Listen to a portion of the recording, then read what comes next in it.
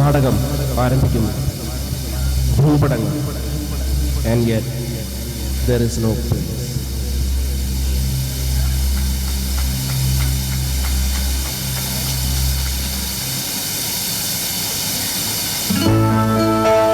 There's a place for us, my dear love. There's a place for us, my dear.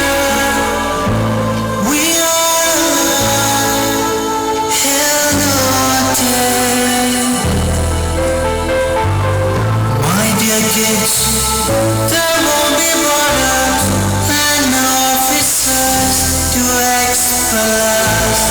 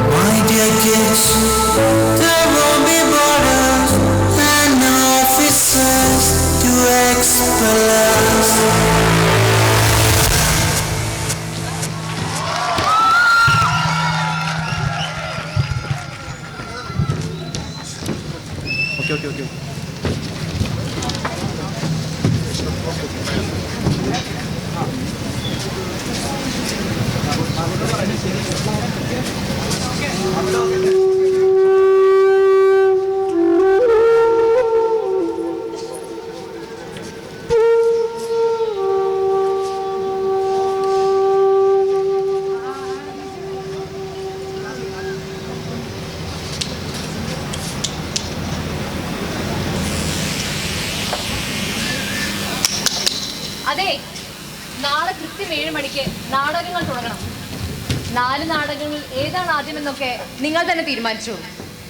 ഇന്ന് ഈ stage നമുക്ക് റിഹേഴ്സലിനായി ഉപയോഗിക്കാം. പക്ഷേ അധികം വൈകാതെ അത് നിർത്തേണ്ടി വരും. ഇന്ന് ഇവിടെ ഒരു മരണം നടന്നിട്ടുണ്ട്. മരണോ? വെടി കൊണ്ടാണോ മരിച്ചത്? ഒറ്റ വെടിക്ക് മരിച്ചിട്ടുണ്ടാവും.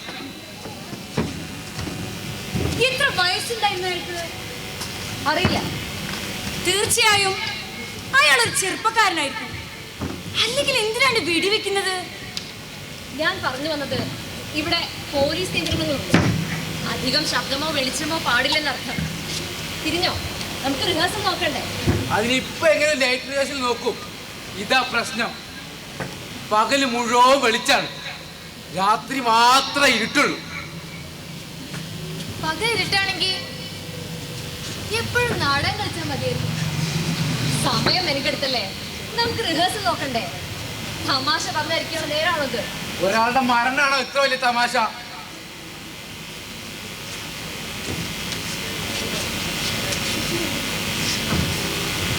നിങ്ങൾക്ക് എന്താവശ്യമുണ്ടെങ്കിലും ഇതാ ഇദ്ദേഹത്തോട് പറഞ്ഞാൽ മതി. സെറ്റ് ശരിയാക്കി തുടങ്ങിയ കാര്യമൊക്കെ ഇദ്ദേഹം തന്നെ നോക്കിക്കോളും. ആ, ഇയാളെയും കൂട്ടിക്കോളൂ. അപ്പോ തുടങ്ങല്ലേ? ആദ്യം ഞങ്ങളായാലോ? അതെ അതെ, രാമരാജ ബഹദൂർ തുടങ്ങട്ടെ. അതെ, രാമരാജ ബഹദൂർ തുടങ്ങട്ടെ. രാജസ്നേഹവും കിടക്കട്ടെ.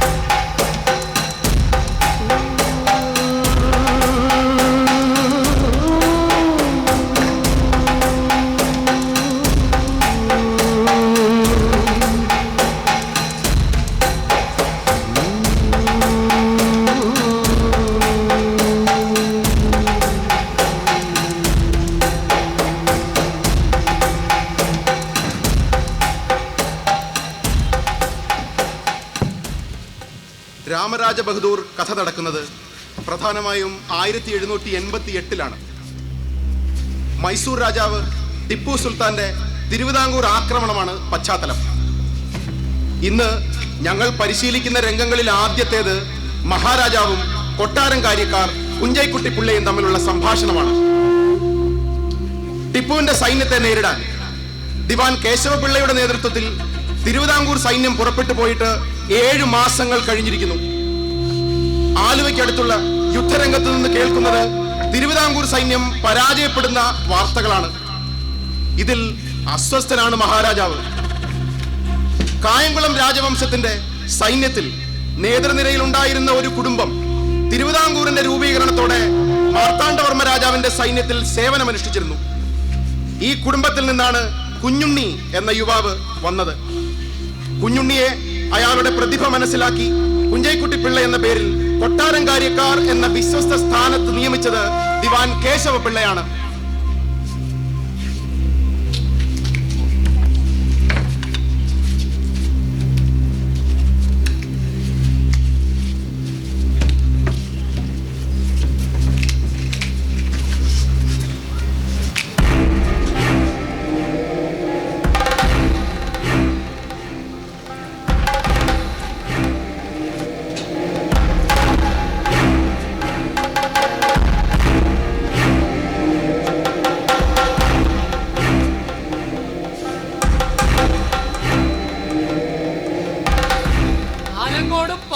നശിച്ചു, നമുക്ക് നഷ്ടമായല്ലോ. അടിയൻ ഒടുവിൽ കുരുത്തത് ആദ്യം കൊഴിഞ്ഞു. അപ്പോൾ ആദ്യമേയുള്ള സ്ഥലങ്ങളൊക്കെ വഴിയെ പോയിക്കോളുമെന്നോ? 1ഉം 2ഉം വയസ്സിലുണ്ടായി 7-8 വയസ്സിൽ കൊഴിയുന്നത് അടിയൻ വീണ്ടും കുരുത്താണ് കണ്ടിട്ടുള്ളത്. ടിപ്പുവിനോട് യുദ്ധത്തിന് പോയവരെല്ലാം ഇങ്ങനെ കുരുപ്പ് തികഞ്ഞവരല്ലേ? എന്നിട്ട് എന്തായി? കൃഷിപ്പണിക്കാരാണ് എല്ലാവരും. പഴഞ്ചോറും വാഴത്തടയുമാണ് ശാപ്പാട്. മറുവശത്തേക്കാൾ എണ്ണവും കുറവ്. മൈസൂർ രാജ്യത്ത് കൃഷിപ്പണിക്ക് ഒരു കൂട്ടർ, യുദ്ധം ചെയ്യാൻ മറ്റൊരു കൂട്ടർ, ശരീരബലം നൽകുന്ന തീറ്റയുമുണ്ട്. കൂടുതൽ കോട്ടകൾ കെട്ടാതെ അവരുടെ പണമെല്ലാം പുതിയ തരം ആയുധങ്ങൾ വാങ്ങാനാണ് ഉപയോഗിക്കുന്നത്. പോരാഞ്ഞ് ആദി സൈനികന്മാരായ കൂറ്റൻ പരദേശി പോരാളികളുമുണ്ട് അവരുടെ സൈന്യത്തിൽ. ആ ഇംഗ്ലീഷ് പട്ടാളങ്ങൾ അടുത്തു കിടന്നിട്ട് സഹായിക്കുന്നില്ലല്ലോ. അത്രയും ലാഭം. അവനവന്റെ ദേശം അവനവൻ കാക്കണം.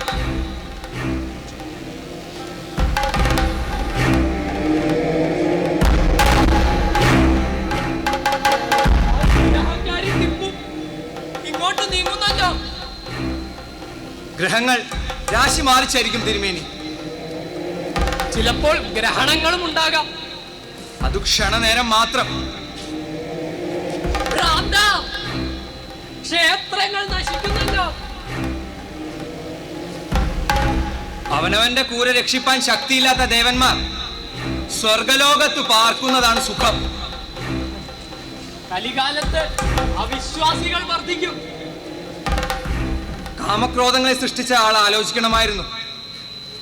നീ എന്തോ പുലമ്പുന്നു, ഭ്രാന്തൻ. അടിയൻ ഒരു അപൂർണ സൃഷ്ടി. തൃപ്പാദം ശരിയായി സേവിപ്പാനുള്ള ചില അംഗങ്ങൾ ചേർക്കാൻ ദൈവത്തിനു മറവിയായിപ്പോയി. അവൻ ആ കേശവൻ അവന് ദിവാനാണെന്ന് പറഞ്ഞ് നടക്കാനില്ലാതെ യുദ്ധതന്ത്രങ്ങൾ ഒന്നും അറിയില്ല. അവൻ തൊട്ടത് കൊണ്ടാണ് ഈ പ്രശ്നങ്ങളെല്ലാം വന്നത്. പണ്ട് ചെമ്പകശ്ശേരിക്കാരുടെ പരമ്പുകോട്ട തകർത്ത് ചാടിക്കടന്ന പോലത്തെ പണിയല്ല ഇപ്പോഴത്തേത്. ശത്രു പഴയ ദേവനാരായണ തിരുമേനിയുമല്ല, മൈസൂർ കടുവയാണ്. രാജ്യങ്ങൾ അടക്കാനും ഭരിക്കാനും മോഹിക്കുന്നവർ രാമരാമ ഗോവിന്ദ ജപിച്ചു നടന്നാൽ കാര്യമൂർധ്വം എന്ന് ടിപ്പുവിൽ നിന്ന് പഠിക്കുക. ജാലം പ്രയോഗിച്ചും ജയം നേടണം. തിരിഞ്ഞോടിയത് ആ കേശവന്റെ വീഴ്ച തന്നെ. കരളറുത്തു വെക്കുന്നവരുടെ ഗതി ഇങ്ങനെ തന്നെ. അവൻ ആ കേശവൻ സ്വന്തം കരൾ കളയാൻ തയ്യാറായിരുന്നുവെങ്കിൽ ടിപ്പു ഒരടി മുന്നോട്ട് നീങ്ങില്ലായിരുന്നു. ചിലവ് കൊണ്ട് രാജ്യം മുടിഞ്ഞു, സാധുക്കൾ ചത്തൊടുങ്ങി, ഇരിയുന്ന വഴിയെല്ലാം നാശം. ഇങ്ങനെ കൽപ്പിക്കരുത്. ഊട്ടി വളർത്തി പഠിപ്പിച്ച ശിഷ്യനെ ശപിക്കരുത്. അദ്ദേഹത്തിന് നെഞ്ചുരുകുന്നത് ആരറിയുന്നു? അതെ അതെ, നെഞ്ചുരുകുന്നത് ആരുടേത്? ഒന്നും പറയണ്ട. കരുത്തരില്ലാഞ്ഞ് കരയേണ്ടി വരുന്നു ദോഷി പട നടത്തിയാൽ. കൊടുത്തത് ഒരു ഒടിയുന്ന വാളാണ്, വൈഷ്ണവ ധനുസല്ല. ധരിപ്പിച്ചത് വെള്ളപ്പഞ്ഞിക്കവണി, സഹസ്ര കവചമല്ല. സിംഹാസനങ്ങൾ ഉറച്ചിരിക്കുന്നിടത്തോളം കാലം അവ താങ്ങുന്ന കൈകൾക്ക് പോലെ. അവ കിളക്കം തട്ടി തുടങ്ങുമ്പോ അതേ കൈകൾക്കോ വെട്ടേണ്ടത്. ചവിട്ടി നിൽക്കുന്ന നിലം തന്നെ ഇളകുന്നതാവാം കാരണം.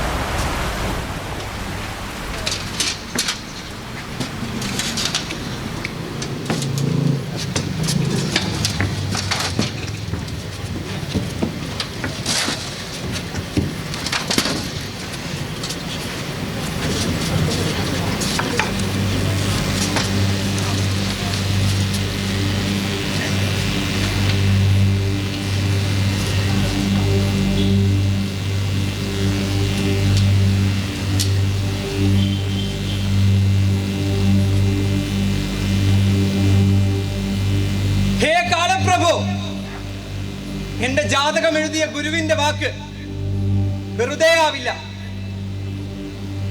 എന്റെ ജീവിതം പോലെ എന്റെ മരണവും ഒരു ബലിയാവട്ടെ. സാധിക്കുമെങ്കിൽ എന്റെ ഗുരുനാഥൻ കൂടിയായ കേശവപിള്ള ദിവാനെ ദുരന്താപമാനങ്ങളിൽ നിന്നും രക്ഷിക്കുക. പക്ഷേ കുടിലശക്തികൾ എന്റെ രാജ്യത്തെ ഗ്രസിക്കുന്നത് ഞാൻ കാണുന്നു.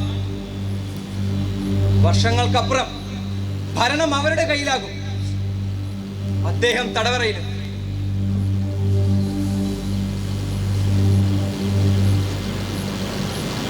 ദേശത്തെ ജനങ്ങളെ ജാതിയും മതവുമായി ഭിന്നിപ്പിച്ച് പരസ്പരം സംശയിക്കാനും യുദ്ധം ചെയ്യാനും പ്രേരിപ്പിച്ച് അവരുടെ ചോര കുടിച്ചു ചീർക്കുന്ന വർഗം ഉയർന്നു വരുന്നത് ഞാൻ കാണുന്നു.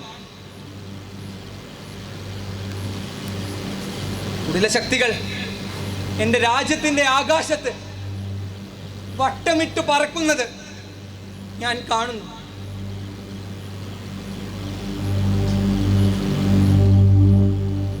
പക്ഷേ അതിനപ്പുറവും ഒരു കാലം വരും. ഏതു യുദ്ധത്തിലും കൊല്ലാനും ചാകാനും നടക്കുന്നവർ സ്വന്തം മുഖവും സ്വരവും വീണ്ടെടുക്കുന്ന കാലം വരും. ഗുരു വീണ്ടും വരും.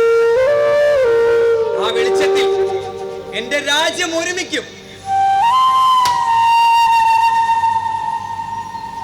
ഹേ മഹാകാല, ഇന്ന് ഞാൻ എന്റെ മുറ ചെയ്യുന്നു. നാളെ മറ്റൊരാളുണ്ടാകും. നിഷ്കള ബ്രഹ്മം ഈ അണുമാത്ര ദേഹിക്ക് ശാശ്വത സ്വസ്തി നൽകട്ടെ.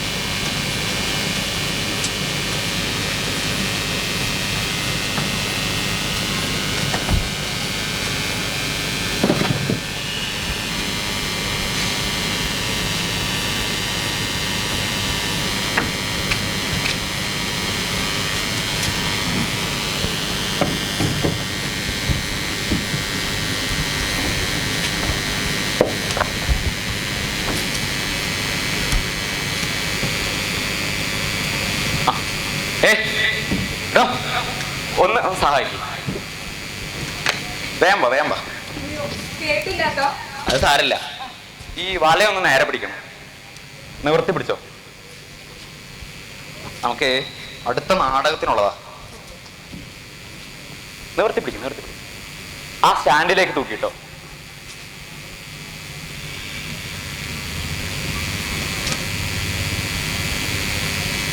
അല്ല, താൻ എന്ത് ചെയ്യുന്നു?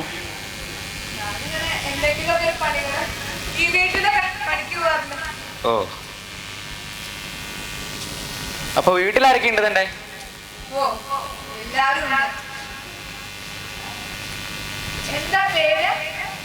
എന്റെ പേരോ വിക്രമാദിത്യൻ. വിക്രമാദിത്യനോ? ശരിക്കും എങ്ങനെ പേര്? അതെന്താ, ആ പേരത്ര മോശമാണോ? ഇവിടെ വേഗം അതൊന്ന് പിടിക്കുന്നത്. ഇങ്ങോട്ട് വാ. ഇത് പിടിക്ക്. ആ നടുവിലേക്ക് വെക്കണം. ഓക്കെ, കുറച്ചും കൂടി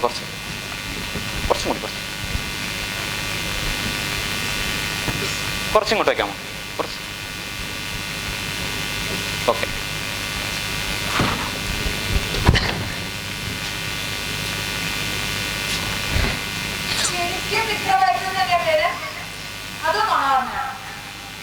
എനിക്കെന്താ നുണ പറയേണ്ട കാര്യം? താൻ ഈ നാടകം കണ്ടിരുന്നു? കണ്ടു. അത് ആത്മഹത്യയാണോ അതോ കൊലപാതകമാണോ? അപ്പൊ താൻ ഇതൊക്കെ ശ്രദ്ധിക്കുന്നുണ്ട് അല്ലേ? അത് വെറും കൊലപാതകമല്ല.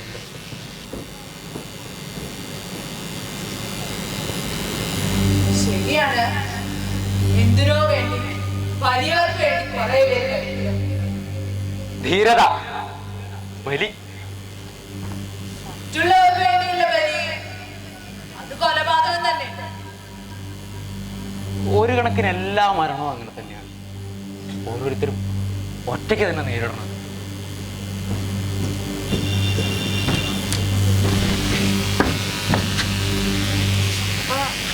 ഞാൻ വന്ന് ബുദ്ധിമുട്ടായോ?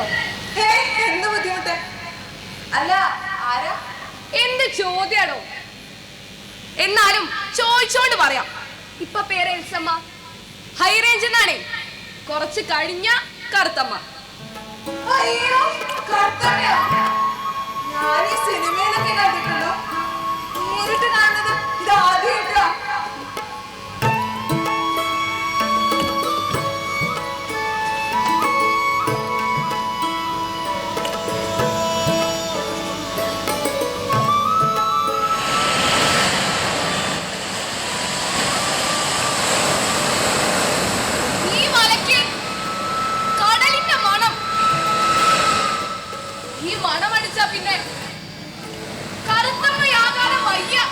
അയ്യോ, ഞങ്ങളെ മാറി കഴിഞ്ഞു കേട്ടോ. ഈ തൂണ് പിടിക്കും. ഇത് അവരുടെ നാടകത്തിന് ആവശ്യമില്ലാത്ത.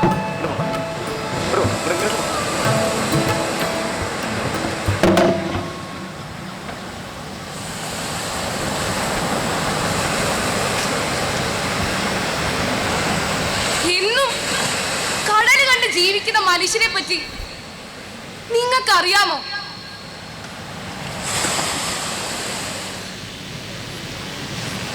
വിഷമാണ്, ചങ്ക് പൊട്ടുന്ന വിഷമം. എന്റെ അമ്മച്ചിയോട് പോലും ഒന്നും തെളിച്ചു പറയാൻ പറ്റിയില്ല. എന്നെ മാത്രം സ്നേഹിച്ച് എന്നോടുള്ള സ്നേഹം കൊണ്ട് നശിച്ചു പോയ എന്റെ കൊച്ചുമുതലാളിയോട് ഒന്നും പറയാൻ പറ്റിയില്ല.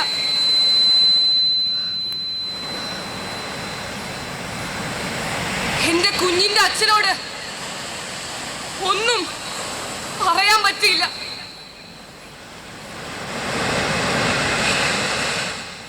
ഞാൻ ഒരാളെ സ്നേഹിച്ചു പോയി. എന്നെ സ്നേഹിക്കാനും ഒരാളുണ്ടായി. അതിനു മുമ്പ് അതെന്താണെന്ന് എനിക്ക് അറിയില്ലായിരുന്നു. കടലെടുത്ത പോലെ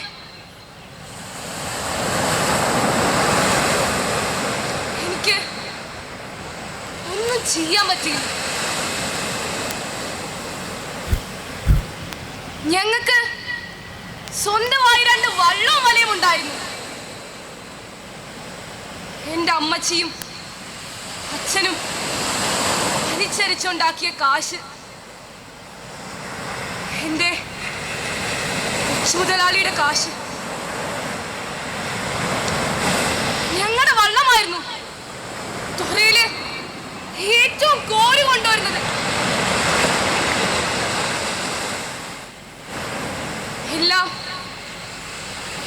എല്ലാം പോയി. അതൊരു ചുഴിയായിരുന്നു. ആർക്കാണ് ഇതിലെന്തേലും ചെയ്യാനുണ്ടായിരുന്നത്? എന്റെ അമ്മച്ചി പോയി. എന്റെ അച്ഛന് കിറുക്കായി. ഞാൻ പിഴച്ചതുകൊണ്ടായിരുന്നോ അത്? സ്നേഹിച്ചത് കൊണ്ടാണോ ഞാൻ പിഴച്ചത്? സ്നേഹിച്ച പിഴയ്ക്കുമെന്ന് ആരാണ് പറഞ്ഞത്? സ്നേഹിച്ച കടപ്പുറം മുടിയെന്ന് ആരാണ് പറഞ്ഞത്?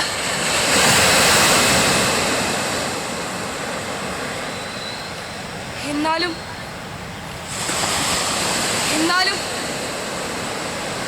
ഞാൻ സ്നേഹിച്ചു കേട്ടോ.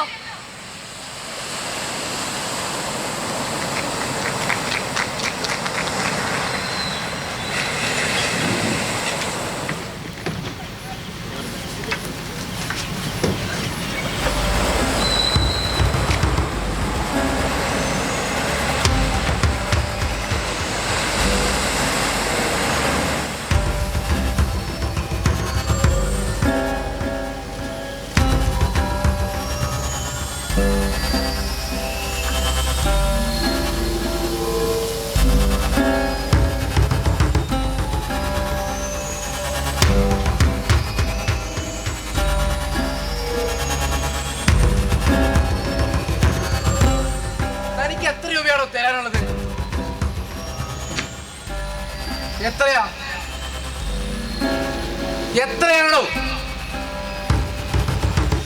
താൻ നല്ല കൂട്ടത്തിലാണ് ഞാൻ വെച്ചേ. താൻ അങ്ങനെയല്ല.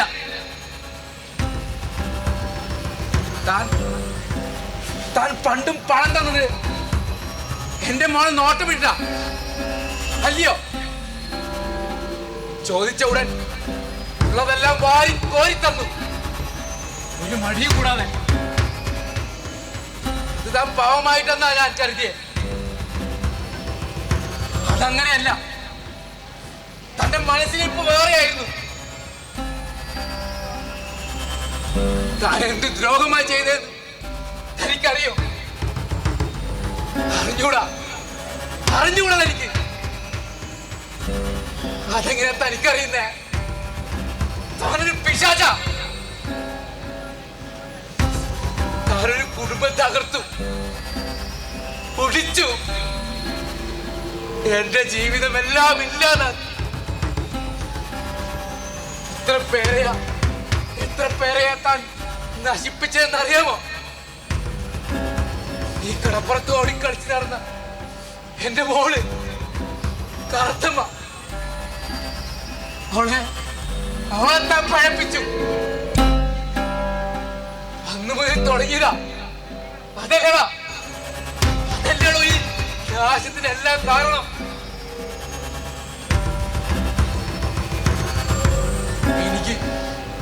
എനിക്ക് ഈ ഒരു ബാധ്യത കൂടെയുള്ളൂ.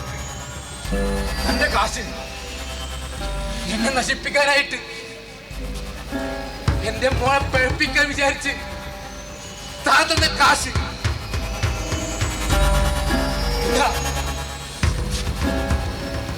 ഇന്ന പിടി. ഇതിത്രേ ഉള്ളൂ. എനിക്ക് കണക്കറിഞ്ഞൂടാ. അതെന്റെ ചക്കിക്ക് അറിയത്തുള്ളൂ.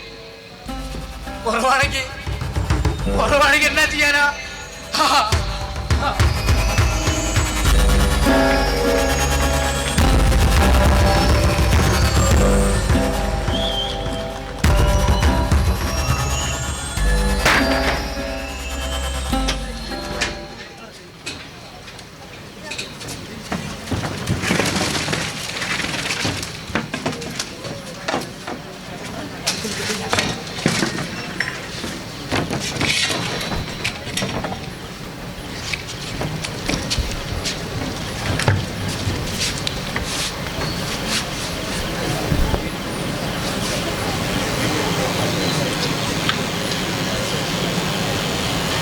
വിധിയാണോ ദൈവമാണോ പ്രശ്നം? അറിഞ്ഞൂടാ. നിങ്ങൾക്ക് എന്റെ ചോദ്യം ഇഷ്ടപ്പെട്ടില്ലായിരിക്കും. ഏയ് അതല്ല, ഇതിന്റെയൊക്കെ ഉത്തരം അറിഞ്ഞിട്ട് എന്താ പ്രയോജനം? അങ്ങനെ ചോദിച്ചാ ഇപ്പൊ എന്തിനാ പ്രയോജനം ഉള്ളത്? അതായിക്കോട്ടെ. താൻ ഈ നാടകം ശ്രദ്ധിച്ചിരുന്നു? ഓ കണ്ടു. മുഴുവൻ ടെൻഷനല്ലേ. ഒരു കണക്കിന് അയാള് പറഞ്ഞത് ശരിയാ. സ്നേഹം ദുരിതം തന്നെ. ആണോ? ആരും പറഞ്ഞിട്ടില്ലേ മറ്റൊരാൾ നരകമാണെന്ന്? എന്താ പറഞ്ഞേ? മറ്റൊരാൾ നരകമാണ്. ആണോ? ശരിക്കും? അത് ശരിയാണെന്നേ എനിക്ക് പലപ്പോഴും തോന്നാറുണ്ട്. ഒറ്റയ്ക്ക് ഇരിക്കലാ സുഖം. അങ്ങനെയല്ല, അറിഞ്ഞൂടാ. പക്ഷേ ഞാൻ എപ്പോഴും ഒറ്റയ്ക്ക് തന്നെയാ നിന്നിട്ടുള്ളത്. അങ്ങനെ അല്ലാത്ത ആളുകളും ഉണ്ടാവുമല്ലോ. എപ്പോഴും ജീവിതത്തിന്റെ വെയിലിൽ എപ്പോഴും മറ്റുള്ളവരുടെ കൂടെ നടക്കുന്നവര്. അവരിങ്ങനെ പാട്ടുപാടി തെരുവിൽ അങ്ങനെ മനുഷ്യർക്ക് കൂടെ നടക്കുന്നതാണ്. പക്ഷേ ഞാൻ എപ്പോഴും സ്വപ്നം കാണാറുള്ളത് ഒരു വലിയ ശവപ്പെട്ടിയിൽ അങ്ങനെ നീണ്ട് നിവർന്ന് കിടക്കുന്നതാ. നല്ല വീതിയും വിസ്താരമുള്ള ഒരു ശവപ്പെട്ടി. മരിച്ചു കഴിഞ്ഞാ ഒന്നുമില്ലെന്നാ എല്ലാരും വിചാരിക്കും. പക്ഷെ എനിക്കങ്ങനെയല്ല കേട്ടോ. മരണശേഷവും എനിക്ക് കുറച്ച് സൗകര്യമൊക്കെ വേണം. നിങ്ങള് ആളൊരു രസകത്തിയാണ്. ആണോ? അത് എനിക്ക് എപ്പോഴും തോന്നാറുണ്ട്. പക്ഷേ മറ്റുള്ളവർക്കൊന്നും അങ്ങനെ തോന്നാറ്. അത് കുഴപ്പമില്ലെന്നേ, മറ്റുള്ളൊരു നരകല്ലേ. നിങ്ങൾ ഈ ഭൂമിയിൽ ഒന്നിനെ ഇഷ്ടപ്പെട്ടിട്ടില്ലേ? ഒക്കെയുണ്ട്, ഞാൻ പ്രേമിച്ചിട്ട് പോലും ഉണ്ട്. പക്ഷേ ഇപ്പൊ അതൊന്നും എന്നെ ബാധിക്കാറേ ഇല്ല.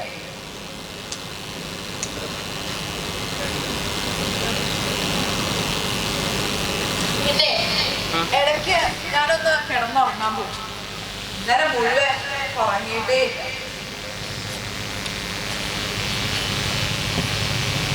പിന്നെ എന്തെങ്കിലും ആവശ്യമുണ്ടെങ്കിൽ ഒന്ന് വിളിച്ചാൽ മതി, ഞാൻ അവിടെ ഉണ്ടാവും.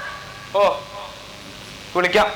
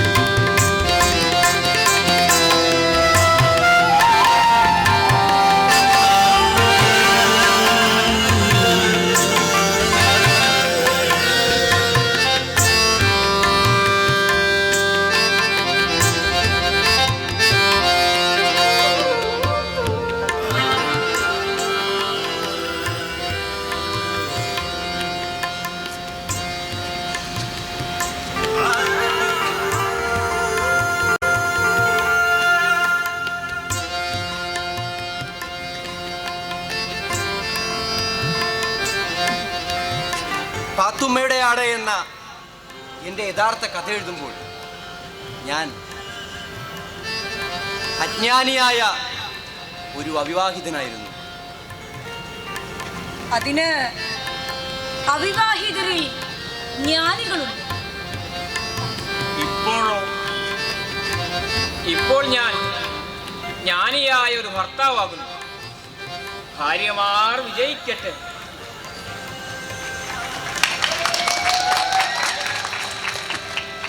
പാത്തുമ്മയുടെ ആടിനെ പറ്റിയാണ് പറഞ്ഞു വന്നത്. 1954 ഏപ്രിൽ 27-ാം തീയതിയാണ് ഈ കഥ എഴുതി തീർത്തത്. പകർത്തി എഴുതാതെ തിരുത്താതെ അതേപടി തന്നെയാണ് വരുന്നത്. ഞാൻ വായിച്ചു നോക്കി, പകർത്തി എഴുതണമെന്ന് തോന്നുന്നില്ല, തിരുത്തണമെന്ന്. ഇതൊരു തമാശക്കഥയാണ് എങ്കിലും ഇതെഴുതുമ്പോൾ ഞാൻ വെന്ത് നീറുകയായിരുന്നു. വേദന മറക്കണം. എഴുതുക.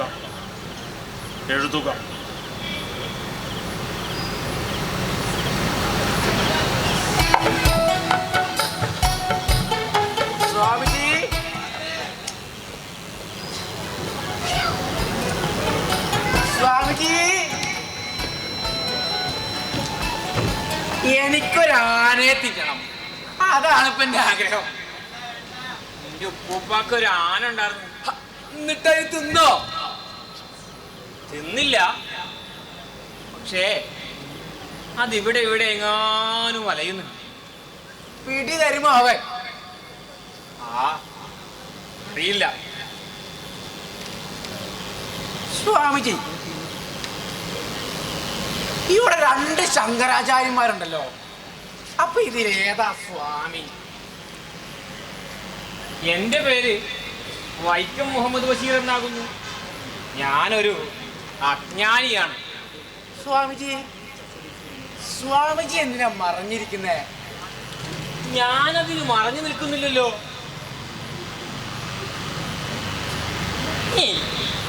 ഈ കൺമഷി ഒന്നെന്നു നിനക്ക് എന്നെ തെളിഞ്ഞു കാണാം. വേണ്ട, അത് സ്വാമിജി വെച്ചോ. സ്വാമിയാ പിന്നെ കണ്ടോളാം. അന്തോണി, നിനക്ക് വേണ? ആരിത്? അന്തോണിയോ? എവിടെയായി? സുഖമല്ലേ? പട്ടാളത്തിലായിരുന്നു. 5 കൊല്ലം മുമ്പ് അങ്ങ് സിറിയയിൽ വെച്ച് മരിച്ച് മണ്ണ്. ഇപ്പോഴോ? ഇപ്പോ ദൈവം എന്നെ ഭൂമിയിലേക്ക് അയച്ചിരിക്കുകയാണ്. പട്ടാളം, യുദ്ധം. ഈ ലോകത്ത് യുദ്ധം അവസാനിക്കണമെന്നുണ്ടെങ്കിൽ എല്ലാ പട്ടാളക്കാർക്കും, രാഷ്ട്രീയ നേതാക്കന്മാർക്കും, മത ചിന്തകന്മാർക്കും, നാട്ടിലെ സകല പെണ്ണുങ്ങൾക്കും ആണുങ്ങൾക്കും നല്ല കടിയും ചൊറിയുമുള്ള വരട്ടുചൊറി വരണം.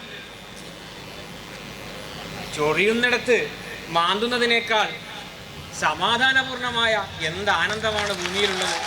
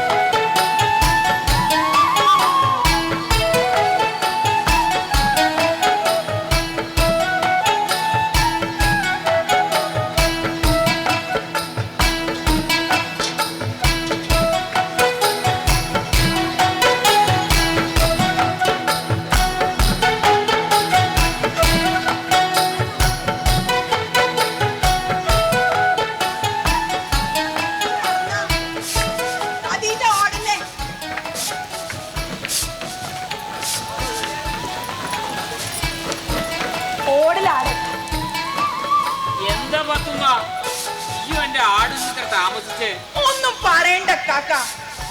കതിതാടുപ്പ കൊണ്ടുവരുന്ന പുല്ല് ആടിന് മതിയാവണില്ല. അതിന് പള്ളയിലുള്ളതല്ലേ. ഞാൻ പുലർച്ചെ പാടത്തും പറമ്പിലും പോയിട്ട് ഇങ്ങോട്ട് ഇറക്കാടെ. എന്താ പറഞ്ഞ്? പുലർച്ചെ പാടത്തും പറമ്പിലും പോയിട്ട് കൊറേ പുല്ലരിഞ്ഞതാ. കുറച്ച് കഴിഞ്ഞ ആളുകൾ വന്നിട്ട് അതങ്ങോട്ട് പറിച്ചു തീർക്കും. എന്നിട്ട് വന്ന കേറി അസ്സലാമലൈക്കും.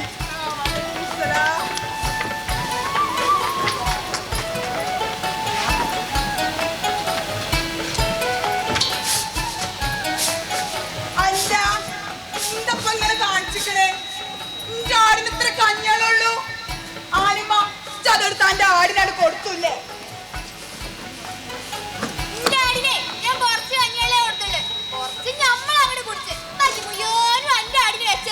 മതി, ഒന്നും പറയണ്ട. അല്ലെങ്കിൽ ഉമ്മാക്ക് എന്നോട് ഇഷ്ടല്ല. കുറച്ച് കഞ്ഞെല്ലാം കുടിക്കണം. ഞങ്ങള് കുറച്ചേ കുടിച്ചുള്ളൂ. ബാക്കി മൊയാന്റെ ആടിന് എന്തിനാണ് ഇപ്പൊ കപ്പക്കിഴങ്ങ് നിന്നത്? ഉമ്മ ചോദിച്ചത് കേട്ടില്ലേ? എന്തിനാണ് ഇപ്പൊ കപ്പക്കിഴങ്ങ് നിന്നത്? നിങ്ങൾ 5 ആണുങ്ങളും 8 കുഞ്ഞുങ്ങളും കഴിച്ചു കഴിഞ്ഞാൽ പെരേത്തെ ചോറ് കഴിയും. ഞങ്ങളൊരു 10-15 മണിയൊക്കെ ആകുമ്പോൾ കപ്പക്കിഴങ്ങ് പുഴുങ്ങി തേങ്ങാപ്പീരയും കൂട്ടിയിട്ട് പുട്ടുണ്ടാക്കി കഴിക്കും. ചിലപ്പോൾ വയറിന് പിടിക്കൂല. അപ്പൊ കുറച്ച് കഞ്ഞെള്ളം കുടിക്കണം. നിങ്ങളുടെ ആട് വരുമ്പോ നമ്മളെ മറക്കല്ലേ. സുബൈദാക്ക് കുറച്ച് പാല് കൊടുക്കണം. പാല് കുടിച്ചാൽ ഇറങ്ങൂലേ?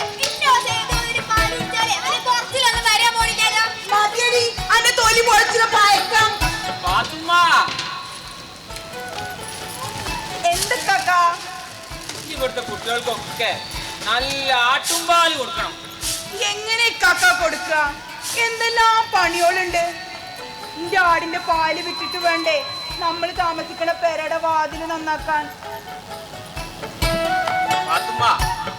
കടല് നന്നാക്കാനുള്ള പൈസ ഞാൻ തരാം. മാണ്ട കക്ക, അത് നമ്മുടെ ആട്ടിന്റെ പാല് വിട്ടിട്ട് ഞാൻ തന്നെ നേരാക്കിക്കോളാം.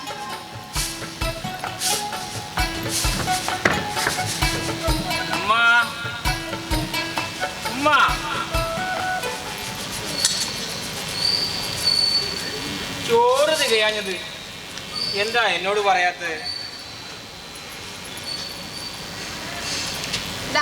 ഒരു 10 ഉറുപ്പ്യ ഉണ്ടെങ്കിൽ ഇങ്ങോട്ട് എടുക്ക. അബ്ദുൽ ഖാദർ അറിയണ്ട, അനീഫ അറിയണ്ട, ആനിമ പാത്തുമ്മ അറിയണ്ട. ഈ കുഞ്ഞാനുമ്മയും ഐശോമയും അറിഞ്ഞ വല്ല വിരോധം ഉണ്ടോ? എടാ ഇത് കളിക്കാത്തൊരു 10 ഉറുപ്പ്യ ഉണ്ടെങ്കിലും എടുത്താ എന്റെ പുസ്തകം വിറ്റാൽ കാശൊന്നും ബാക്കി ഉണ്ടാവൂലേ? ഉമ്മ, ഞാനൊരു രഹസ്യം പറയാം, വേറെ ആരും അറിയരുത്. എൻ്റെ കയ്യില് ആകെ ഒരു 5 ഉറുപ്പ്യുള്ളു, വേറെ ദമ്പടി കാശില്ല. എന്നാലേ അതിങ്ങോട്ട് എടുക്ക്.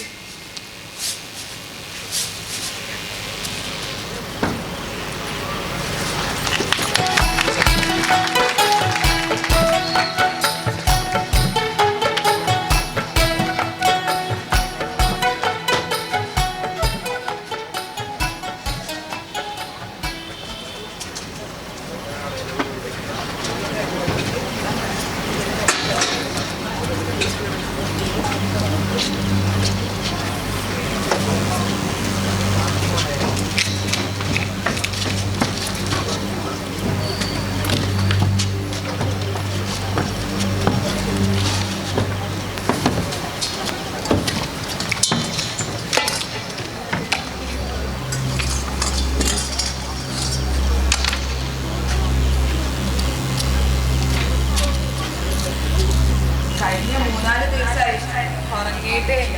അയ്യോ കഷ്ടപ്പാടായി പണികൾ മുഴുവൻ. അതൊക്കെ ചെറിയ പണികളായിരുന്നില്ലേ? ഞാൻ നന്നായിട്ട് ഉറങ്ങിയോ? എന്ന് ചോദിച്ചാ ഞാനൊരു സ്വപ്നം കണ്ടു. സ്വപ്നമൊക്കെ കണ്ടോ? ഏറ്റവും രസമുള്ള കാര്യം സ്വപ്നത്തിൽ നിങ്ങളുണ്ടായിരുന്ന. ഞാനോ? അതെന്തായിരുന്നു ആ സ്വപ്നം? നിങ്ങളല്ലേ പേര് ചൊല്ലി വിളിക്കുന്നത്. പേരോ? എന്ത് പേര്? അതെന്തോ ഒരു പേര്. അല്ല, ശരിക്കും പേരെന്താണ്? വേണമെങ്കിൽ ജാനകിന്ന് വിളിച്ചോ. സ്വപ്നത്തില് മരിച്ച ഒരാൾ.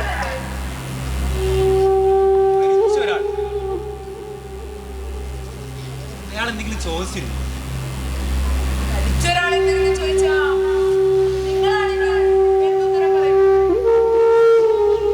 മരിച്ചൊരാൾ എന്തെങ്കിലും ചോദിക്കുകയാണെങ്കിൽ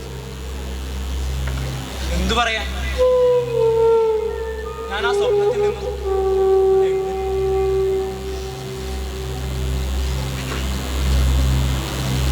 എനിക്ക് നിങ്ങളെ എന്നെയോ? ഈ റിഹേഴ്സൽ ക്യാമ്പിന് മുമ്പോ? നിങ്ങൾക്ക് എന്നെ ഓർമ്മയില്ല? എവിടെ വെച്ച്? പല സ്ഥലങ്ങളിൽ വെച്ച്. നഗരത്തിലെ പ്രധാന നാടക സംഘത്തിലെ നാടൻ, നാടകകൃത്ത്, സാമൂഹ്യ പ്രവർത്തകൻ. ഞാനൊരു കാര്യം ചോദിക്കട്ടെ? സത്യം പറയാം, എനിക്കൊരു സംശയം. നിങ്ങൾ എന്തിനാണ് ഇവിടെ? നിങ്ങൾക്ക് സംശയമാണോ അതോ ഭയോ? ഭയമോ?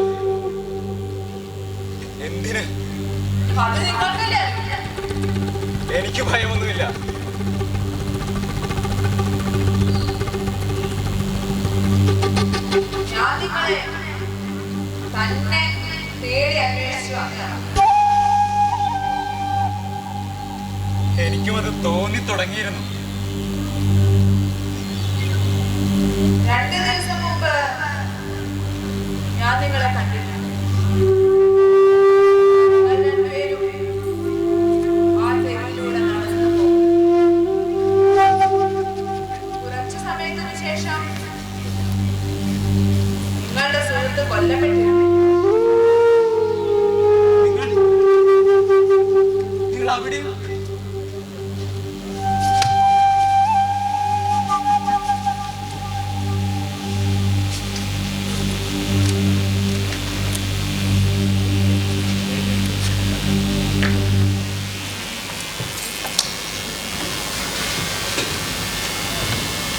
വിജയന്റെ ഈ നോവല് ഒന്ന് വായിച്ചിട്ടുണ്ടോ?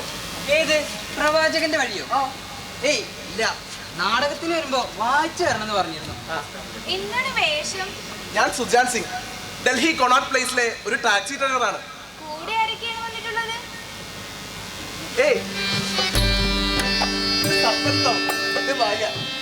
എന്റെ സോണിയ. സിമ്രൻ പേട്ട, ഇതാണ് എന്റെ ചെറിയ കുടുംബം.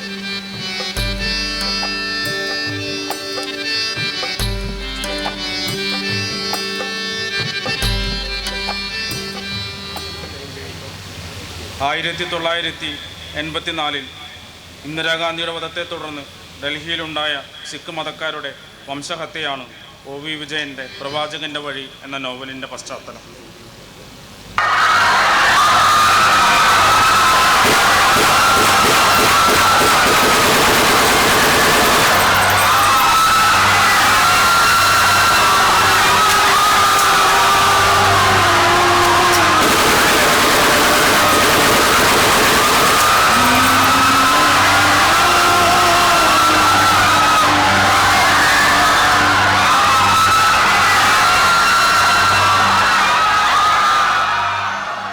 അധികാരം ദേശഭൂപടത്തിൽ നിന്നും പുറത്താക്കുന്ന വ്യക്തിജീവിതങ്ങളുടെ രൂപകമാണ് നോവലിൽ പരാമർശിക്കുന്ന ഓമകത്തമാരു എന്ന കപ്പൽ യാത്രയിലെ ചരിത്ര സന്ദർഭം. 1914 ഗുരുദത്ത് സിംഗ് എന്ന വ്യവസായിയുടെ നേതൃത്വത്തിൽ ഓമകത്തമാരു എന്ന ജാപ്പാനീസ് ആവിക്കപ്പൽ സിഖുകാരും ഹിന്ദുക്കളും മുസ്ലിങ്ങളും അടങ്ങുന്ന 400ഓളം വരുന്ന സംഘം അന്ന് ബ്രിട്ടീഷ് കോളനിയായിരുന്ന കാനഡയിലെ വാൻകൂവറിലേക്ക് കുടിയേറി പാർക്കാൻ ശ്രമിച്ചു. എന്നാൽ സംഘത്തിലെ 24 പേർക്ക് മാത്രമാണ് കാനഡയിൽ പ്രവേശനം ലഭിച്ചത്. അനേകം മാസങ്ങളിലെ അലച്ചിലിനു ശേഷം കൽക്കത്തയിൽ മടങ്ങിയെത്തിയ സംഘത്തെ ബ്രിട്ടീഷ് പോലീസ് അറസ്റ്റ് ചെയ്യാൻ ശ്രമിക്കുന്നു. അതേ തുടർന്നുണ്ടായ കലാപത്തിൽ 19 സിഖുകാർ വെടിയേറ്റു കൊല്ലപ്പെട്ടു.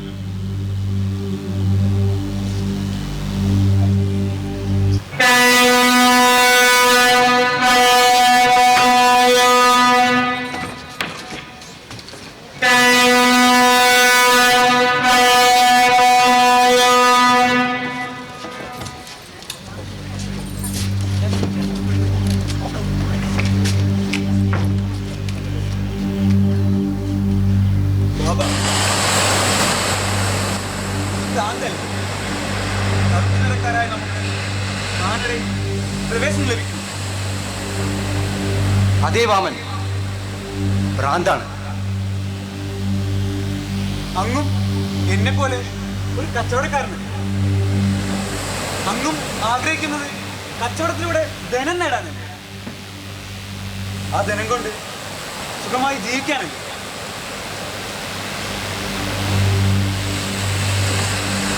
വാമൻ, നീ കടൽപാത കാണുന്നില്ലേ? കടൽപാത? അതെ, അന്വേഷണവും കണ്ടെത്തലുകളും. അങ്ങ് കടങ്കഥ പറയുകയാണ് ബാബാ. വാമൻ, നാം എല്ലാവരും എളിമയുള്ളവരും കൂടെ കടങ്കഥ പറയുന്നവരുമാണ്. കോമകത്തമാരു എന്ന ഈ കപ്പലിൽ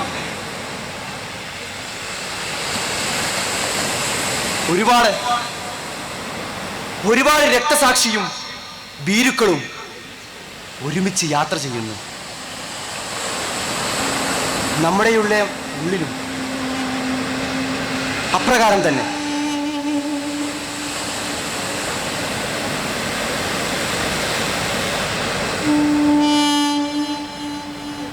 വെള്ളക്കാരന്റെ കോളനികളെല്ലാം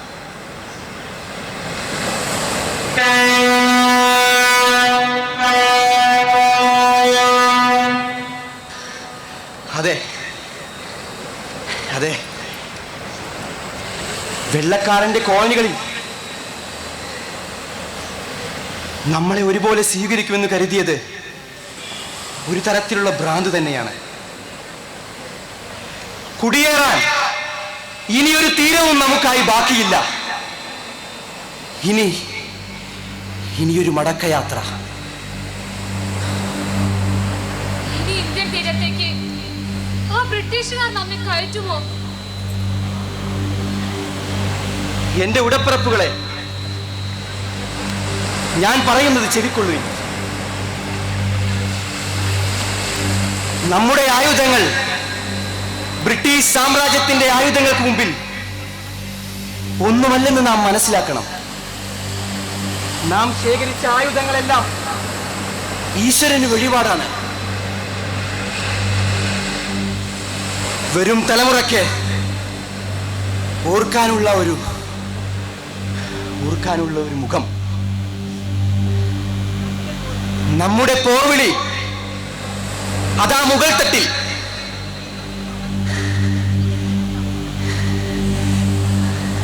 ഗ്രന്ഥികളിൽ ഇരുന്നു പാടുന്ന ഗുരുവചനങ്ങളാണ്.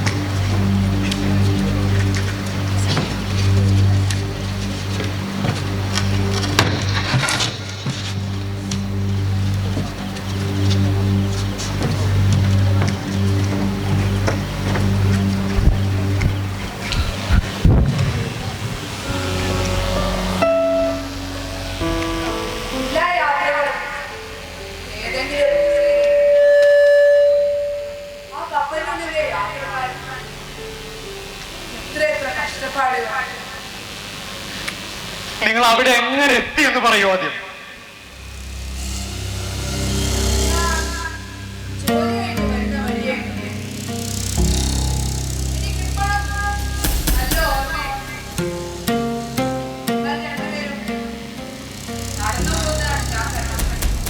വലിയ സന്തോഷത്തിലായിരുന്നല്ലോ രണ്ടുപേരും. കൂടെ ഉണ്ടായിരുന്ന ആൾ ഉറക്കെ ചിരിക്കുന്നുണ്ടായിരുന്നു. പിന്നെ എന്താണ് സംഭവിച്ചതെന്ന് ഞാൻ കണ്ടില്ല. ജോലിക്ക് അപ്പോഴത്തെ ഫ്ലാറ്റിൽ ന്യൂസിലാണ് അയാൾ കൊല്ലപ്പെട്ട വിവരം ഞാൻ കേട്ടു. അതേ സ്ഥലത്ത്. പക്ഷേ നിങ്ങൾ എന്താണ് ഉദ്ദേശിക്കുന്നത്? ഇനി എന്താണ് ഉദ്ദേശിക്കാനുള്ളത്? എന്തുകൊണ്ട് അയാൾ മാത്രം കൊല്ലപ്പെട്ടു? എന്തുകൊണ്ട് ചിലർ മാത്രം കൊല്ലപ്പെട്ടു? ചിലർ മാത്രം ജീവൻ പോകുന്നു?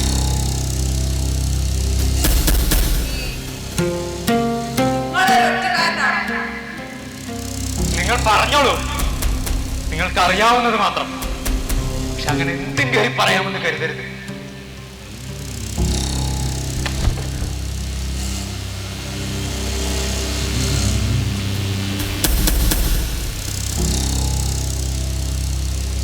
എനിക്കും ഒരൊറ്റുകാരിയാകാമെന്നിരിക്കെ ഞാനെന്തിന് നിങ്ങളെ സംശയിക്കാതിരിക്കണം? ഈ ഒറ്റുകാരനാവുക അത്ര മോശമൊന്നല്ല കേട്ടോ.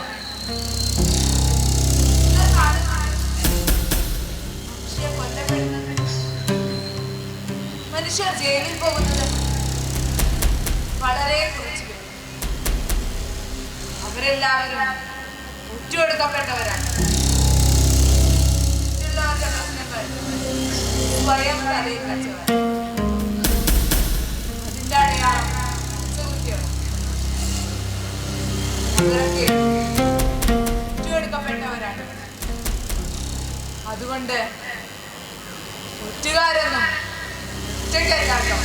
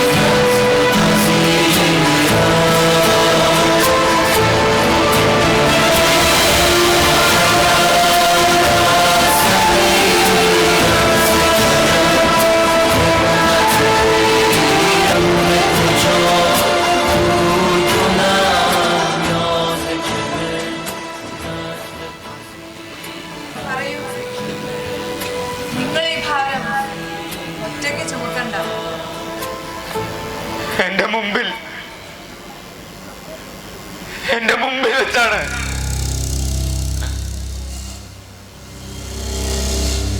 ഞങ്ങളൊരു നാടകം അവതരിപ്പിക്കാൻ പോകുന്ന വഴിയില് ഞങ്ങൾ രണ്ടുപേരും നടന്നു പോകുമ്പോ അവർ ഞങ്ങൾ ആക്രമിച്ചു. ഞങ്ങൾ ചെതറി ഓടിത്തളർന്ന് അടുത്ത തെരുവിലെത്തിയപ്പോഴാണ് എന്റെ മുമ്പിലാണ് അവൻ വെടിയേറ്റ് വീണത്. എനിക്ക് അവനൊപ്പം നിൽക്കാമായിരുന്നു.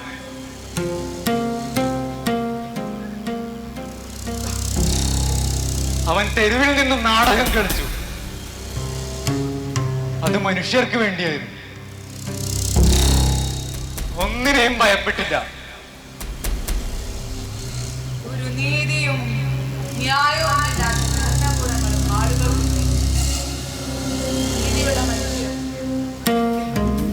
ദൈവത്തിന് പോലും നീതി ആവശ്യമില്ല.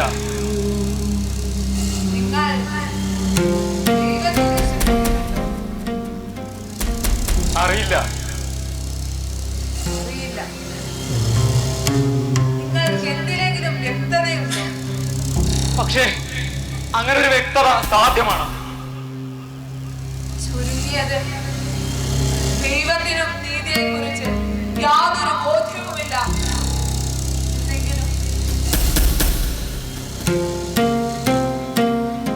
നിങ്ങളോട് സംസാരിച്ചത് നന്നായി. എനിക്കിപ്പോ എന്തോ ഒരു ആശ്വാസം തോന്നുന്നു. നിങ്ങൾ അസാധാരണമായി സംസാരിക്കുന്നു. ശരിക്കും അവനെ പോലെ. അതെന്തുകൊണ്ടാണെന്നോ ഞങ്ങൾക്ക് ഗീതയെ കുറിച്ച് ബോധ്യമുണ്ട്. ദൈവത്തിന് പോലുമില്ല.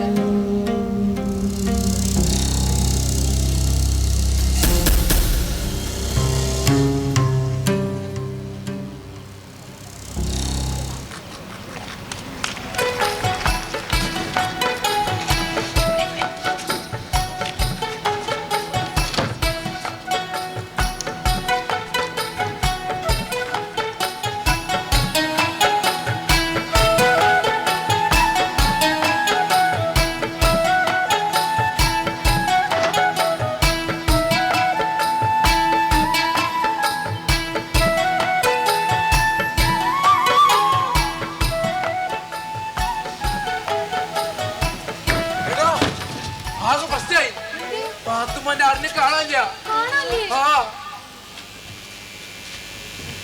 അയ്യോ ഇവിടില്ലേ? നിങ്ങൾ ആരെങ്കിലും എന്റെ ആടിനെ കണ്ടോ?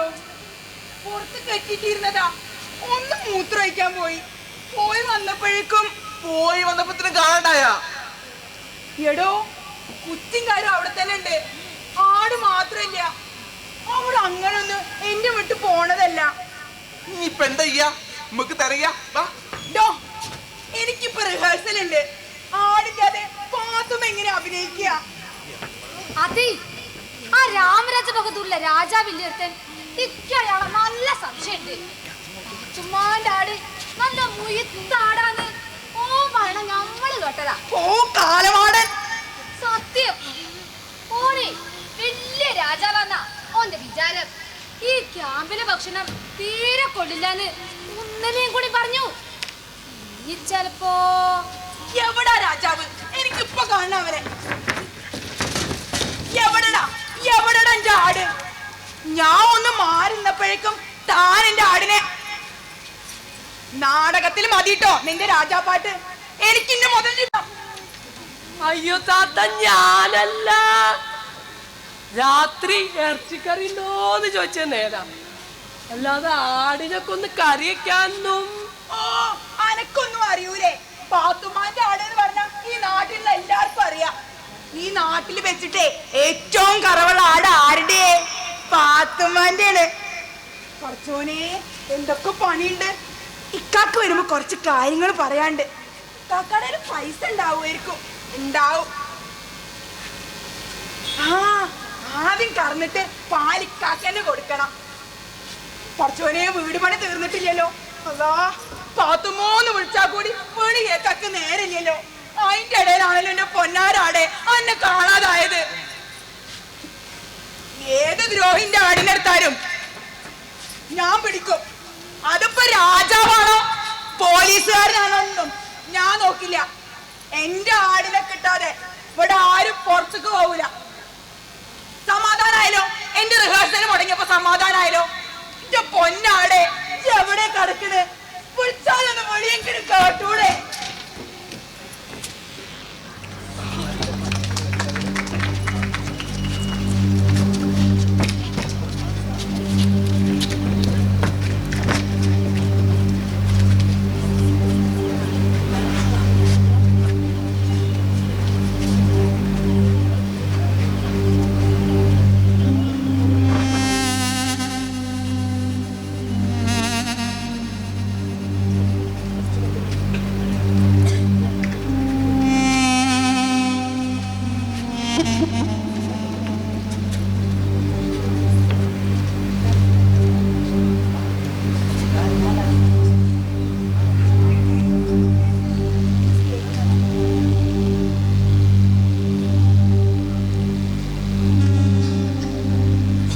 ചെമ്പൻകുഞ്ഞ് ചീത്ത പറഞ്ഞ് തന്നതത്.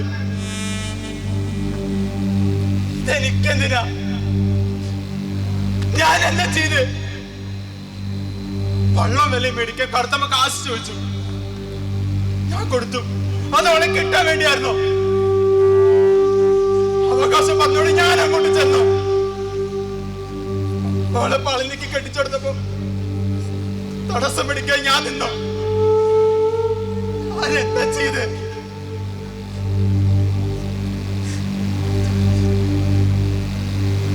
ഞാൻ സ്നേഹിച്ചു. കറുത്തമ്മ ഒത്തിരി ഒത്തിരി സ്നേഹിച്ചു. ഞാൻ ഇനിയും സ്നേഹിക്കും.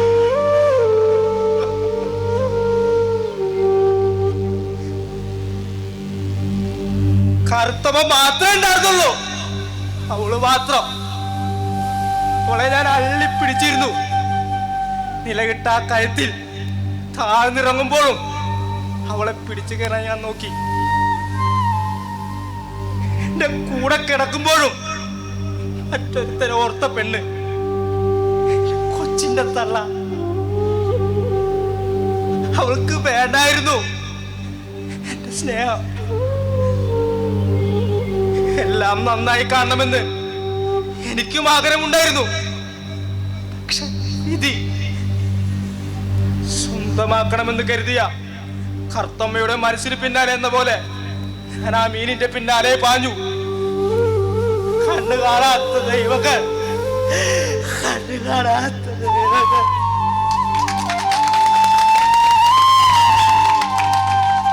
അവൻ ആ ചെറുക്കനെ ഞാൻ പറ്റിക്കായിരുന്നു.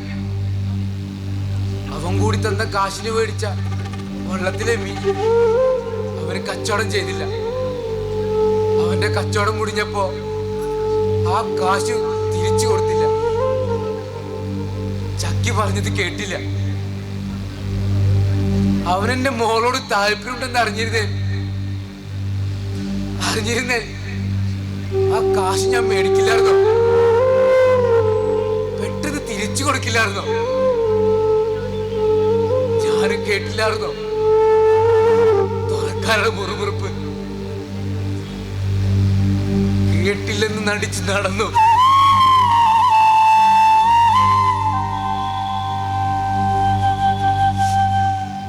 ഞാനാ എന്റെ ആർത്തിയാ എല്ലാത്തിനും കാരണം. ഞാനാ എന്റെ ചക്കിയെ കൊന്നത്. എന്റെ കറുത്തമ്മയെ അടിച്ച് പുറത്താക്കിയത്. എന്റെ കുടുംബം തകർത്തത്.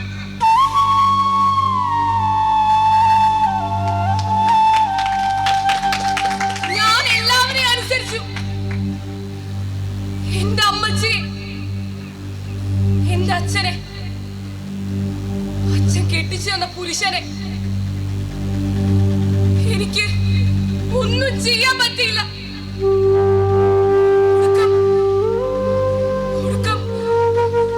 എന്റെ കൊച്ചു മുതലാളി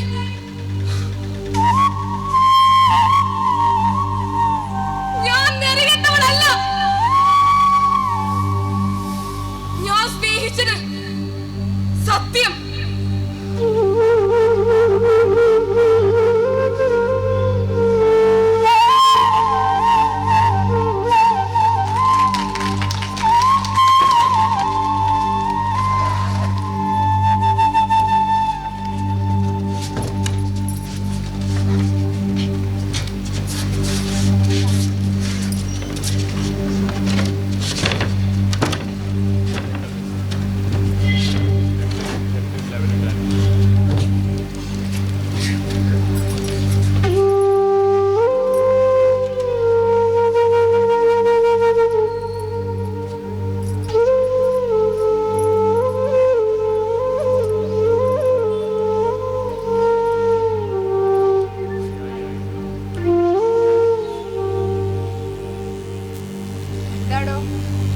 ആത്മഹത്യക്ക് എങ്ങാനും പരിപാടിയാണോ? ഞാനോ? ഇല്ല. എന്താടോ അതിനും തോന്നുന്നില്ല? എന്താണ് അതുകൊണ്ടുള്ള കാര്യം? കാര്യമൊന്നുമില്ലെന്നേ. ഞങ്ങൾ എല്ലാവരും ആത്മഹത്യ ചെയ്തവരാണ്. കാശിന്റെ പിന്നാലെ പോയ അച്ഛൻ, ആരാലും സ്നേഹിക്കപ്പെടാതിരുന്ന പളനി, ഒരു ചുഴിയിലകപ്പെട്ട പോലെ ഞാനും പരീക്കുട്ടി എല്ലാവരും അവസാനിപ്പിച്ചവർ. ആത്മഹത്യകളുടെ കടൽ.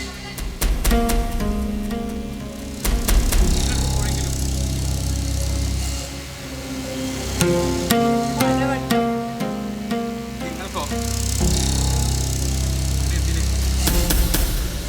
ജീവിച്ചിരിക്കുന്നത് കൊണ്ട്. ജീവിച്ചിരിക്കുക എന്നത് തന്നെ ആത്മഹത്യക്കുള്ള മതിയായ കാരണമാണ്. ജീവിതം മുഴുവനും പണിയോളാണ്. ആടിനെ നോക്കണം, വീടുണ്ടാക്കണം, വാതില് നേരാക്കണം, പാല് വിൽക്കണം. അതിൻ്റെ ഇടയിൽ നമ്മൾ ഈ പണം കൂടി എടുക്കണോ?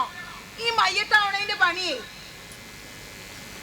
പ്രധാനമായതൊക്കെ നമ്മൾ നമുക്ക് വേണ്ടി മാത്രം നീക്കി വെച്ചിരിക്കാൻ.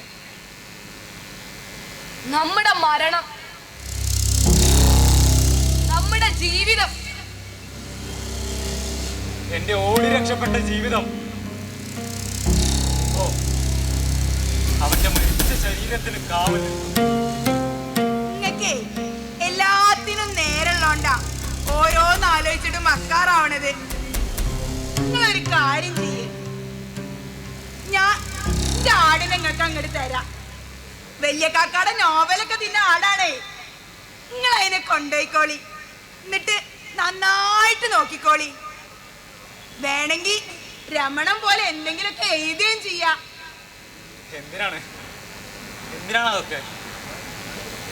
പുസ്തകങ്ങൾ, പാട്ടുകൾ, നാടകങ്ങൾ, എനിക്കിനി ഒന്നിനും പറ്റാത്തതുപോലെ. നിങ്ങളുടെ സുഹൃത്തിന്റെ ഫ്ലാറ്റിൽ ഞാൻ ജോലിക്ക് പോയി. നിങ്ങൾക്ക് അവനെ നേരത്തെ അറിയാമായിരുന്നു. എന്നിട്ട് എന്തുകൊണ്ട് പറഞ്ഞില്ല? എന്തിന്? അതെന്ത് വ്യത്യാസമാണ് ഉണ്ടാക്കുക? ജോലിക്കിടെ അയാൾ എനിക്ക് ചായയൊക്കെ ഉണ്ടാക്കി തരും. ആദ്യം ആ ഫ്ലാറ്റ് അത്രയ്ക്ക് അലങ്കോലായി കിടക്കുകയായിരുന്നു. പിന്നീട് ഞാൻ വരുന്നതിന് മുമ്പ് തന്നെ അയാൾ കുറച്ചൊക്കെ ഒന്ന് ഒതുക്കി വെക്കും. ഒരുപക്ഷെ എന്റെ ജോലി എളുപ്പാക്കാനായി.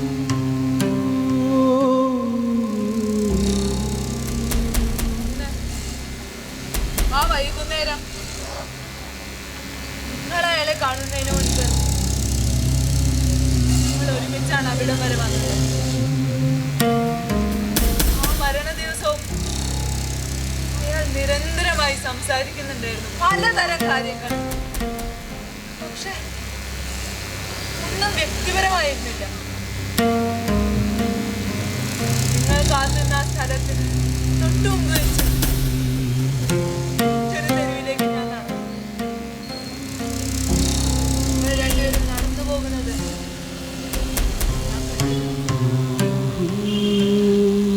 എവിടെയാണ് ഞാൻ ഒളിച്ചിരുന്നത്? എവിടെയാണ് ഞാൻ എന്നെ കൊണ്ടുപോയി കുഴിച്ചിട്ടത്? ചെറിയ കാര്യമല്ല, ഒരു കൺമുന്നിൽ നിന്ന് അപ്രത്യക്ഷമാകും. സ്വന്തമായ ഉത്തരമുള്ള മനുഷ്യർ കൊല്ലപ്പെടുന്നു, കാണാതാകുന്നു. ഞാൻ വീണ്ടും ആ സ്ഥലത്തേക്ക് പോയി. അയാൾ മരിച്ചു വീണ അതേ സ്ഥലത്ത് പിറ്റേ ദിവസം. കഴിഞ്ഞ ദിവസത്തെ എല്ലാ സംഭവങ്ങളും അവിടുന്ന് മാഞ്ഞിരുന്നു. കഴിഞ്ഞ ദിവസത്തെ ബഹളത്തിനിടയിൽ ചതഞ്ഞുപോയ പുൽച്ചെടികൾ പോലും കാരണമായിട്ടുണ്ടായിരുന്നു. നമ്മൾ 3 പേരും ഒരേ വഴിയിൽ നടന്നവരാണ്. ഒരാൾ മാത്രമേ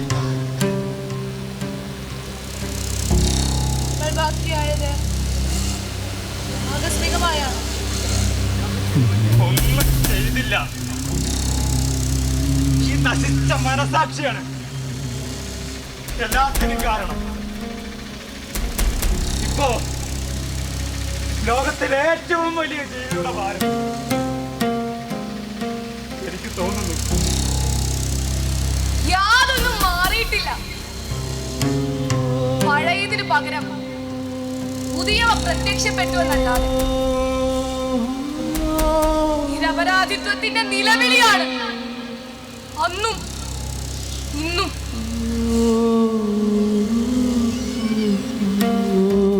മുഖം പൊത്തുന്ന കൈകൾക്ക് ഒരു മാറ്റവും വന്നിട്ടില്ല. ഉടൻ എരിപിരി കൊള്ളുന്നു, പിടഞ്ഞു മാറാൻ നോക്കുന്നു, തള്ളിയിടുമ്പോൾ വീഴുന്നു, കാൽമുട്ടുകൾ വലിച്ചടുപ്പിക്കുന്നു, അത് മുറിപ്പെടുന്നു, അത് തുപ്പലും ചോരയും ഒഴുക്കുന്നു. നാം ഏത് വിധം ജീവിക്കണം? നാം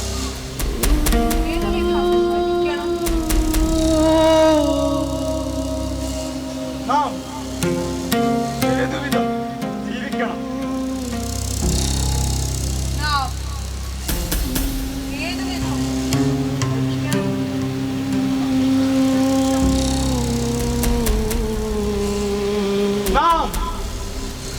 ഏതുവിധം ജീവിക്കണം? നാം ഏത് വിധം ജീവിക്കണം?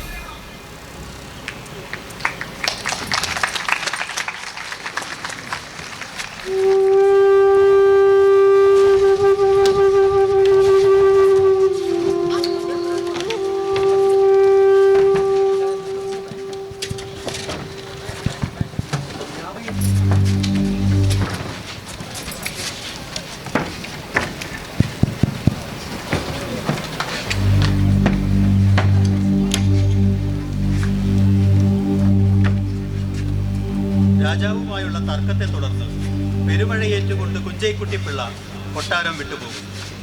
പെരിയാറിൽ വെള്ളപ്പൊക്കം സൃഷ്ടിച്ച് ടിപ്പുവിൻ്റെ സേനയ്ക്ക് നാശമുണ്ടാക്കുകയാണ് അയാളുടെ ലക്ഷ്യം. പെരുമഴയിലൂടെ, കൊടുങ്കാറ്റിലൂടെ, ഇടിയോടും മിന്നലോടുമൊപ്പം അയാൾ പോവുകയാണ്. സഹ്യപർവ്വത സാനുക്കളിലെ കാട്ടിലൂടെ മുൾച്ചെടികൾ നീക്കി കെട്ടുപിണഞ്ഞു കിടക്കുന്ന മരക്കൊമ്പുകൾ വെട്ടിമാറ്റി അയാൾ മല കയറി പോവുകയാണ്. പെറ്റുകിടക്കുന്ന പുലിയെ കണ്ട് ആനക്കൂട്ടങ്ങളുടെ ചിഹ്നം വിളികൾക്ക് കാതോർത്ത് കാട്ടുപഴങ്ങൾ കൊണ്ട് വിശപ്പും അരുവിയിലെ ജലം കൊണ്ട് ദാഹവും അകറ്റി എഴുന്നു നിൽക്കും വേരുകൾ പിടിച്ച് കൊടും തൂക്കായ മലകൾ കയറി അയാൾ പോവുകയാണ്. ഉറക്കമില്ലാത്ത രാത്രികൾ വൃക്ഷശാഖകളിൽ കഴിച്ച് വീണ്ടും മുന്നോട്ട്. മലമുകളിലെ പാറപ്പുറത്തിരുന്ന ഒരു കടുവ അയാളുടെ വരവ് കണ്ട് അതാ ചാടിമറയുന്നു. അതിരുന്ന പാറയിളകി വലിയ ശബ്ദത്തോടെ മലഞ്ചെരുവിലൂടെ താഴേക്ക് പതിക്കുന്നു. ഒടുവിൽ കുഞ്ചൈക്കുട്ടിപ്പിള്ള അയാളുടെ ലക്ഷ്യസ്ഥാനത്തെത്തുന്നു. വർത്തുളമായ പർവ്വതനിരകളുടെ മധ്യത്തിൽ ഇന്ദ്രകാന്ത സ്ഫടികം കൊണ്ട് നിർമ്മിച്ച് ഒരു ദേശത്തിൻ്റെ വിസ്തൃതിയിൽ മഹാതളിമം പോലുള്ള ഒരു തടാകം. ആകാശപർവ്വതങ്ങളുടെ നീലിമയും ചുറ്റി നിൽക്കുന്ന വൃക്ഷങ്ങളുടെ മരതക പ്രകാശവും അതിൽ പ്രതിബിംബിക്കുന്നു. മലയിടുക്കുകളിലേക്ക് പല ശാഖകളായി തിരിഞ്ഞ് നിറഞ്ഞിരിക്കുന്നു ആ സരസ്. ഈ തടാകതീരം അനേകം മഹർഷിശ്രേഷ്ഠന്മാരുടെ തപസ്സങ്കേതമായിരുന്നു. തനിക്ക് മഹാമന്ത്രോപദേശം ചെയ്ത ഗുരു അവസാന ധ്യാനത്തിനും സമാധിക്കും സ്വീകരിച്ച ഇടവും ഇതുതന്നെ. തൻ്റെ ഗുരു വിവരിച്ചിരുന്ന മലയിടുക്കിലേക്ക് തടാകത്തിൻ്റെ പടിഞ്ഞാറേ കരയിലൂടെ അയാൾ വഴി കണ്ടെത്തുന്നു. തടാകത്തെ വലയം ചെയ്യുന്ന മലനിരകൾ ഇവിടെ മുറിയുന്നു. ഇവിടെയാണ് ആ മലയിടുക്ക്. കീഴ്പോട്ടേക്ക് 10,000 വഴി താഴ്ചയിൽ വൻ ചെരിവാണ്. തടാകത്തിലെ ജലം തടഞ്ഞു നിർത്താൻ ഈ മലയിടുക്കിനു കുറുകെ വീതി കുറഞ്ഞ ഒരു തിട്ട മാത്രം. അടുത്ത 2 ദിവസങ്ങൾ കൊണ്ട് കുഞ്ചൈക്കുട്ടിപ്പിള്ള ആ തിട്ടയിൽ നിന്ന് മലയിടുക്കിലെ ചെരുവിലേക്ക് ഒരു തോട് കീറും. തിട്ടയിലെ അവസാന തടസ്സം ഒരു വലിയ പാറയാണ്.